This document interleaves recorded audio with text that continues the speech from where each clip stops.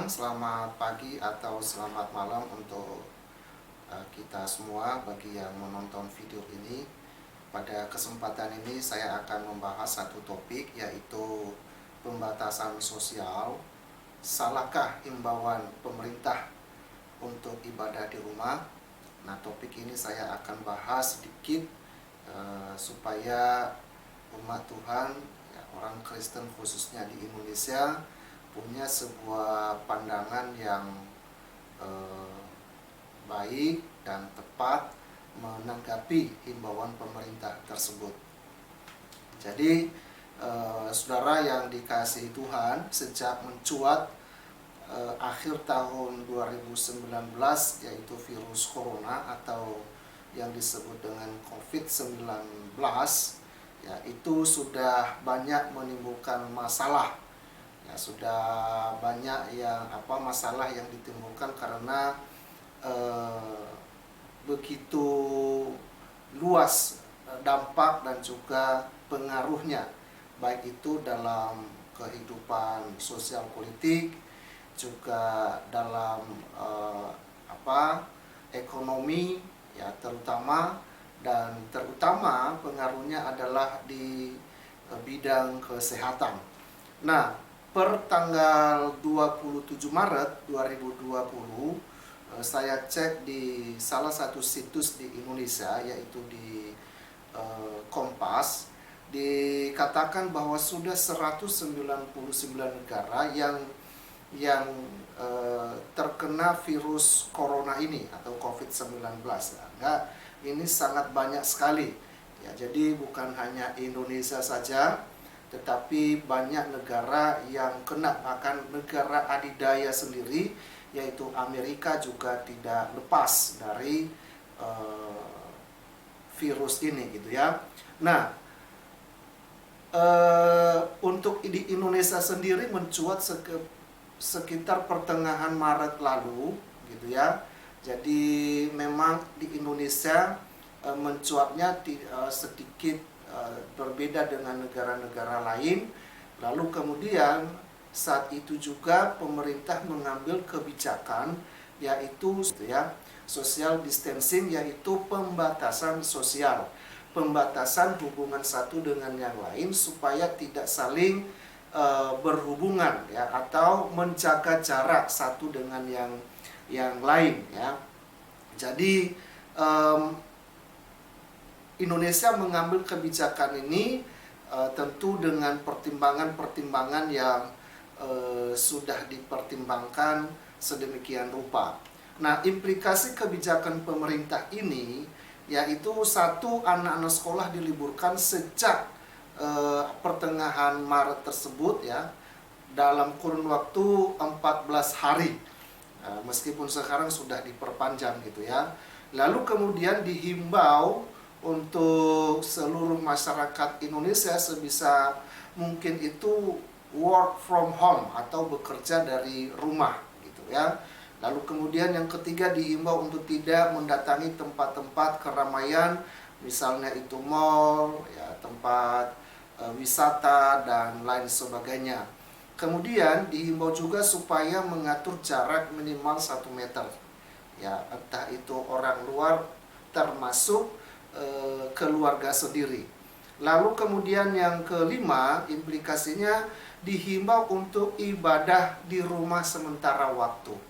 Nah, kebijakan pembatasan sosial ini bertujuan untuk memutus rantai penyebaran COVID-19, ya, supaya orang yang terlanjur terpapar tidak menularkan kepada orang yang lain, begitu ya. Nah, karena COVID-19 ini tertular itu dengan sentuhan fisik secara langsung.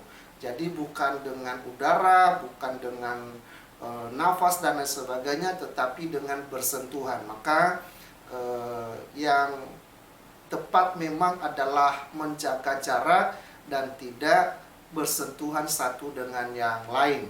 Sehingga salah satu implikasi adalah tidak boleh bersalaman, ya. Maka ada salam virus corona, misalnya tangan di dada, ya, atau tangan seperti ini, yaitu adalah salam, sehingga tidak lagi bersentuhan secara langsung. Nah, hampir seluruh implikasi pembatasan sosial di atas tidak ada masalah. Semua masyarakat meresponnya dengan positif, kecuali dalam hal beribadah, gitu ya.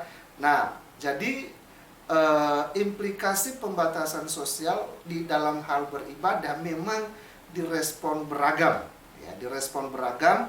Setidaknya ada 3 respon yang muncul di tengah-tengah orang Kristen sendiri terkait dengan kebijakan pemerintah untuk menganjurkan supaya beribadah di rumah.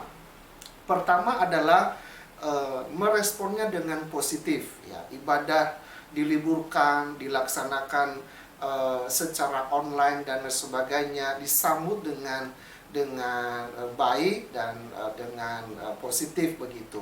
Lalu kemudian yang kedua, acuh tak acuh. Jadi tidak peduli dengan anjuran pemerintah itu, dia tetap melakukan ibadah sebagaimana adanya gitu ya.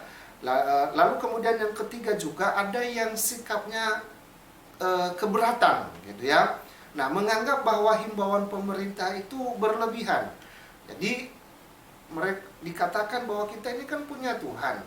Kita ini punya iman, Tuhan yang kita sembahkan, Tuhan yang hebat, Tuhan yang maha kuasa. Masa takut sama corona? Sama virus aja takut sama Tuhan dong. Jadi mereka beranggapan bahwa jangan sampai virus ini menghalangi kita beribadah kepada Tuhan. Nah, jadi dari ketiga respon ini, 2 respon terakhir yaitu acuh tak acuh, lalu kemudian respon keberatan terhadap kebijakan pemerintah tersebut, itulah yang akan saya bahas di kesempatan ini. Nah, pertanyaannya, salahkah himbauan pemerintah tersebut menganjurkan, menghimbau supaya untuk sementara waktu jangan ibadah di gereja, tetapi ibadah di rumah sendiri-sendiri, ya, mengingat karena virus ini tertular dengan cara bersentuhan langsung, ya, bersentuhan fisik antara satu dengan yang lain. Untuk menjawab pertanyaan ini, kita akan melihat satu bagian firman Tuhan di dalam Roma pasal 13 ayat 1 sampai 7. Saya akan bacakan untuk kita secara cepat, ya. Roma pasal 13 ayat 1 sampai yang ke-7. Demikian firman Tuhan. Kepatuhan kepada pemerintah. Tiap-tiap orang harus takluk kepada pemerintah yang di atasnya, sebab tidak ada pemerintah yang tidak berasal dari Allah, dan pemerintah-pemerintah yang ada ditetapkan oleh Allah. Sebab itu, barang siapa melawan pemerintah, ia melawan ketetapan Allah, dan siapa yang melakukannya akan mendatangkan hukum atas dirinya. Sebab jika seorang berbuat baik, ia tidak usah takut kepada pemerintah, hanya jika ia berbuat jahat. Maukah kamu hidup tanpa takut terhadap pemerintah? Perbuatlah apa yang baik, dan kamu akan beroleh pujian daripadanya. Karena pemerintah adalah hamba Allah untuk kebaikanmu. Tetapi jika engkau berbuat jahat, takutlah akan dia, karena tidak percuma pemerintah menyandang pedang. Pemerintah adalah hamba Allah untuk membalaskan murka Allah atas mereka yang berbuat jahat. Sebab itu perlu kita menaklukkan diri, bukan saja oleh karena kemurkaan Allah, tetapi juga oleh karena suara hati kita.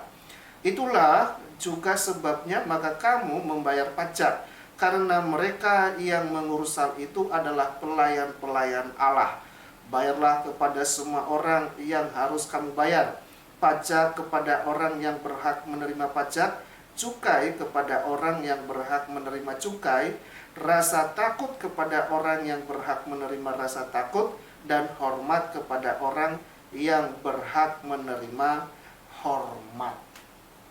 Saudara-saudara yang dikasihi Tuhan, bagian pertama yang perlu saya sampaikan dari ayat ini bahwa pemerintah adalah wakil Tuhan. Ya, sekali lagi, Pemerintah adalah wakil Tuhan, atau kalau bahasanya Paulus di dalam surat Roma pasal 13 ayat 1 sampai 7, hamba-hamba Allah, ya.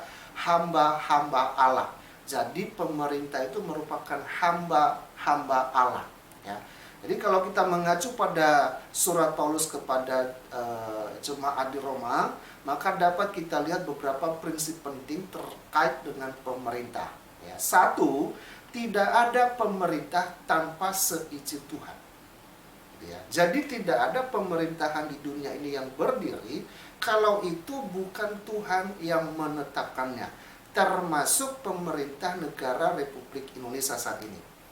Ya, termasuk pemerintahan NKRI yang ada sekarang adalah ditetapkan oleh Allah sebagai wakilnya untuk Indonesia, mengatur Indonesia ini. Itu prinsip yang pertama. Kedua, keberadaan pemerintah merupakan keniscayaan. Jadi keberadaannya itu memang harus ada. Kalau nggak ada, maka semuanya ini akan kacau. Jadi memang Tuhan menaruh pemerintah, menetapkan pemerintah itu untuk menjadi wakilnya mengatur manusia-manusia yang ada di wilayah pemerintahan itu sendiri. Yang ketiga, dalam tingkat tertentu, pemerintah merupakan wakil Tuhan yang bisa mengeluarkan titah-titah tertentu untuk ditaati bersama. Gitu ya. Nah, jadi teks Roma 13 ayat 1 sampai 7 tidak memerlukan penafsiran khusus atau penafsiran lanjutan. Saya kira kata-kata, kalimat-kalimat, prinsip-prinsip yang disampaikan oleh penulis surat Roma ini sudah sangat jelas, sudah sangat gamblang. Jadi tidak ada yang tersembunyi, tidak ada yang samar-samar, tidak ada yang ambigu. Betul-betul terbuka apa adanya bahwa memang pemerintah itu ditetapkan oleh Allah sebagai wakilnya di muka bumi ini. Nah, jadi teks ini sudah cukup jelas ya, menerangkan kepada kita apa yang perlu kita ketahui dan apa yang perlu kita lakukan terhadap pemerintah, ya. Nah, oleh sebab itu, himbauan pemerintah merupakan himbauan Allah secara tidak langsung kepada kita. Sekali lagi, himbauan pemerintah adalah himbauan Allah kepada kita secara tidak langsung. Jadi, Tuhan tidak langsung datang kepada kita untuk memberikan himbauan, tetapi Tuhan pakai pemerintah untuk memberikan himbauan kepada kita semua demi kebaikan kita. Ya. Lalu kemudian, lagian himbauan ibadah di rumah bukanlah tanpa alasan yang kuat. Nah, ini yang perlu kita perhatikan. Ya. Jadi pemerintah telah menghitung segala resiko COVID-19. Maka pemerintah mengambil langkah kebijakan untuk menghimbau kepada seluruh masyarakat Indonesia untuk beribadah di rumah sementara waktu. Sehingga himbauan untuk beribadah di rumah tidak sama dengan melarang beribadah. Gitu ya. Sekali lagi, himbauan untuk ibadah di rumah tidak sama dengan melarang ibadah di gereja atau melarang ibadah untuk tidak ibadah sama sekali. Tidak, bukan seperti itu maksudnya. Itu yang pertama. Yang kedua, himbauan pemerintah sangat teologis. Ya, jadi himbauan pemerintah itu sangat teologis. Jika kita telisik tujuan utama himbauan pemerintah untuk ibadah di rumah gitu ya. Nah, yakni untuk memutus rantai penyebaran COVID-19 dan jika sekiranya ada yang terpapar tidak menularkan, maka kita ingat kata-kata Tuhan Yesus. Ya. Nah, Tuhan Yesus mengatakan dalam Lukas 10 ayat 27, Markus 12 ayat 31, Matius 19 ayat 19, kasihilah sesamamu manusia seperti dirimu sendiri. Bukankah kita tidak ingin diserang COVID-19? Adakah di antara kita yang ingin diserang? Adakah kita di antara kita ini yang ingin disinggahi oleh COVID-19? Saya kira nggak ada. gitu ya. Bukankah sebisa mungkin kita menghindarinya? Bukankah kita sebisa mungkin menjaga diri?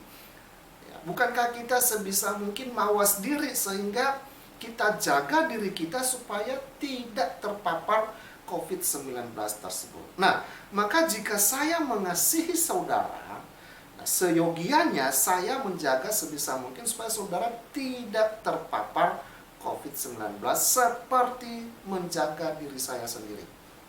Itu artinya kasihilah sesama manusia seperti dirimu sendiri. Ya. Jadi kalau saya mengasihi saudara, saya nggak mau dong saudara kena virus ini. Maka kalau saya nggak mau saudara kena virus ini, maka seharusnya saya juga menjaga jarak dengan saudara. Siapa tahu saya sudah terlebih dahulu terkena, begitu. Kan tidak ada yang tahu, gitu ya. Tapi saya berdoa, saya berharap di antara kita semua tidak ada yang terpapar. Di dalam nama Yesus dan oleh darah Yesus kita semua dibebaskan oleh Tuhan. Kemudian kasih pada diri sendiri mendorong saya menjadi menjaga diri, begitu. Jadi ketika saya mengasihi diri saya, maka itu mendorong saya untuk menjaga diri saya. Nah, seyogianya kasih kepada sesama juga mendorong saya untuk menjaga saudara. Jadi memang himbauan pemerintah ini tepat. Ini adalah aplikasi dari kata-kata Tuhan Yesus, kasihilah sesamamu manusia. Gitu. Jadi termasuk untuk tidak beribadah, berkumpul di dalam gereja untuk sementara waktu adalah bentuk kasih itu sendiri, supaya kita tidak saling menularkan satu dengan yang lain. Gitu. Ya. Jadi sebenarnya sederhana dan tidak perlu ditanggepin secara berlebihan. Itu. Yang ketiga, esensi dan keabsahan ibadah. Ibadah bukan soal di mana, tetapi dilaksanakan di dalam nama siapa. Nah, ini kadang-kadang yang kurang kita pahami, ya. Terkadang kita terpaku atau kita terlalu kaku dengan nama denominasi lah, gedung lah, tempat lah, dan lain sebagainya. Tetapi saya mau sampaikan bahwa ibadah bukan soal di mana, tetapi dilaksanakan di dalam siapa. Ya. Ibadah menjadi sah secara teknis dan juga teologis jika dilaksanakan dalam Allah Tritunggal di dalam nama Kristus Yesus. Sekali lagi, ibadah menjadi sah secara teknis dan juga secara teologis jika dilaksanakan dalam Allah Tritunggal di dalam nama Kristus Yesus. Mau ibadah di gedung serba mewah, gedung gereja yang dilengkapi dengan ornamen rohani, ya, itu memiliki esensi yang sama dengan ibadah di rumah, ibadah di tempat pembuangan sampah, bahkan di WC sekalipun, asal dilangsungkan dalam Allah Tritunggal di dalam nama Kristus Yesus. Jadi di sini tidak ada pembedaan tempat. Ya. Yang penting itu dilangsungkan di dalam Allah Tritunggal di dalam nama Yesus Kristus. Maka ibadah itu menjadi sah secara teknis dan juga teologis. Ini yang perlu kita perhatikan. Jadi orang yang ribut dan ngotot harus ibadah di gereja, yang tidak mengindahkan himbauan pemerintah, sesungguhnya orang tersebut tidak memahami esensi ibadah. Jadi dia ngotot harus ibadah di gereja. Ya, kalau nggak ibadah di gereja kurang afdol. Orang ini sebenarnya tidak memahami apa itu ibadah. Tidak memiliki pemahaman yang mendasar, tidak memiliki pemahaman yang komprehensif terkait dengan esensi ibadah itu sendiri. Dan orang-orang seperti ini sebenarnya perlu membuka pikirannya. Dan saya harap melalui materi ini, saudara-saudara kita yang tidak mengindahkan himbauan pemerintah ini bisa terbuka pikirannya. Nah, yang keempat yang saya mau sampaikan adalah hukum jika maka. Ya. Jika kita percaya dan menerima Roma 13 ayat 1 sampai 7 sebagai kebenaran bahwa pemerintah wakil Allah, bahwa pemerintah negara kesatuan Republik Indonesia ditetapkan oleh Allah, maka seharusnya kita mengindahkan himbauan pemerintah tersebut. Ini ya. Jika kita tidak mengindahkan himbauan pemerintah, maka sama dengan kita tidak mengindahkan firman Tuhan. Artinya kita tidak mengindahkan Tuhan itu sendiri. Jadi jangan sok-sok ngotot kita. Gitu. Jangan sok-sok rohani. Jangan sok-sok kita ini lebih punya iman daripada yang lain. Jangan. Karena nanti kita akan tersandung dengan prinsip-prinsip firman Tuhan yang lain.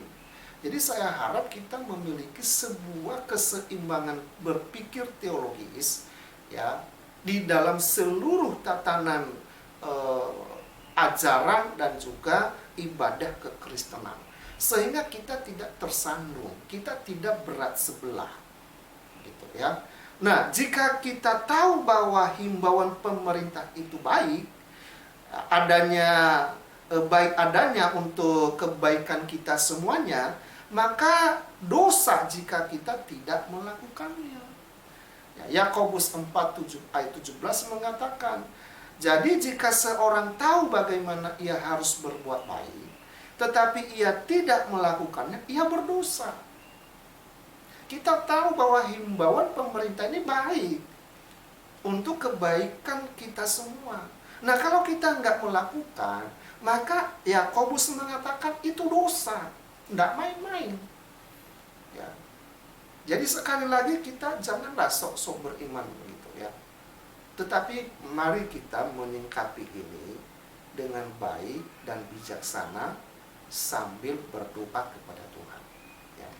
Lalu kemudian jika ngaku orang beriman, tetapi tidak mengindahkan bagian-bagian firman Tuhan seperti Roma 13 ayat 1 sampai 7 ya. Maka dialah orang beriman imitasi, bukan sejati, bukan orang beriman yang sejati begitu. Orang beriman yang sejati mengindahkan semua firman Tuhan. Ini penting. Jadi marilah kita menjadi orang beriman yang sejati, bukan imitasi.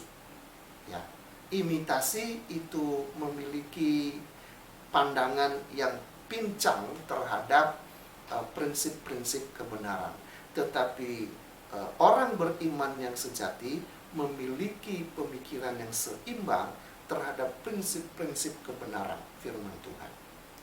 Jadi sebagai penutup dari khotbah saya pada kesempatan ini, pertama, dari apa yang saya sampaikan di atas, maka saya simpulkan bahwa himbauan pemerintah untuk ibadah di rumah sementara waktu sampai COVID-19 ini aman tidaklah salah, tidak bertentangan dengan prinsip kebenaran Kristen, tidak bertentangan dengan Alkitab, tidak mengurangi esensi ibadah kita, tidak mengurangi kadar iman kita, tidak ya. Nggak ada yang salah dengan himbauan pemerintah tersebut. Lalu kemudian yang kedua, jika gereja melaksanakan himbauan tersebut, gereja tidak melanggar liturgi dan teologi gereja, tidak melanggar. Ya. Gereja-gereja yang sudah meliburkan ibadahnya, melakukan ibadah secara online, tidak melanggar prinsip liturgi dan prinsip teologi Kristen, enggak sama sekali. Ya. Tidak ada yang dilanggar. Lalu kemudian terkait dengan menghadapi COVID-19 ini, ya saya katakan kita jangan takut. Kita punya Tuhan yang Maha Kuasa. Ya, lebih berkuasa dari COVID-19. Itulah Tuhan kita. Akan tetapi juga jangan meremehkan. Ya. Jangan menggampangkan. Tetap mawas diri, ikutin anjuran pemerintah demi kebaikan kita bersama. Itu ya. Jadi satu sisi kita jangan takut, jangan gentar, jangan khawatir. Tetapi sisi lain kita juga tetap mawas diri, kita tetap memperhatikan anjuran pemerintah, ya, supaya kita betul-betul juga terbebas dari dampak COVID-19 ini. Lalu saya yakin Tuhan pasti mengangkat COVID-19 ini, ya, jika telah tiba waktunya. Maka kita berdoa, ya, supaya Tuhan memakai pemerintah kita mengatasi, membasmi, ya, COVID-19 ini. Kita berdoa untuk pemerintah kita, ya, kita berdoa untuk tim medis, kita berdoa untuk pihak-pihak yang terkait, ya, orang-orang yang ikut membantu, supaya Tuhan pakai mereka semua sehingga COVID-19 ini cepat tertangani dan cepat hilang di bumi pertiwi ini. Ya, lalu kemudian yang terakhir sekali lagi saya sampaikan untuk kita semua, ya, jaga diri dan tetap beriman, tetap percaya Tuhan pasti menolong kita. Terima kasih, Tuhan Yesus memberkati.